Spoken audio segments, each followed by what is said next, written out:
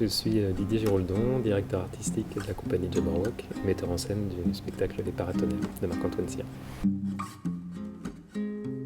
Dans la compagnie, on fait des partenariats avec des auteurs. Avec Marc-Antoine Cyr, c'est notre 4e collaboration autour des Paratonnerres. On a décidé de travailler ensemble, donc une sorte de commande d'écriture, où malgré tout l'auteur a eu une grande part, c'est-à-dire qu'il a choisi des acteurs, des personnes qui allaient suivre le processus d'écriture tout du long. Marc-Antoine a écrit avec eux, pour eux, et ensuite on a fait en sorte que ce spectacle voit le jour.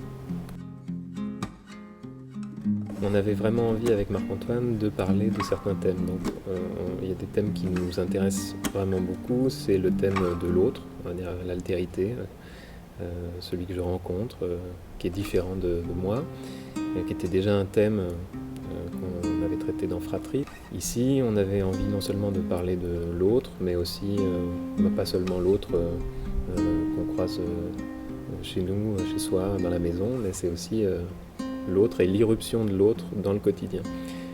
Donc on a organisé cette résidence de 3 mois à Beyrouth, au Liban, un peu de la même manière que Marc-Antoine a senti le besoin de poser dans cette famille libanaise un personnage non libanais, un personnage qui lui ressemble.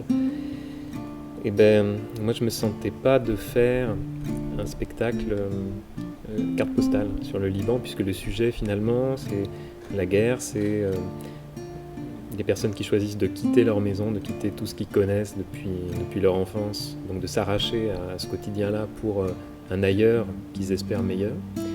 Ça, c'est des questions qui sont tristement d'actualité encore. Mais le but, c'était pas de faire une carte postale de Beyrouth en disant c'est là-bas. Le but, c'était, d'ailleurs Marc-Antoine l'écrit très bien dans le préambule, il dit voilà, les personnages n'ont pas d'accent, ils parlent tous la même langue, et puis ça pourrait se passer ici ou ailleurs. Voilà.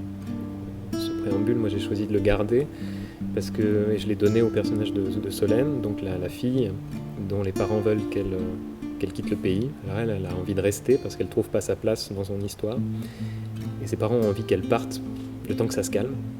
Et j'ai imaginé qu'elle essayait un peu de faire un collage de toutes ces choses qui constituent sa vie, donc de la ville qui l'entoure, des petites choses de son quotidien, et puis qu'elle essayait comme ça de rassembler les morceaux pour se trouver au milieu de ça.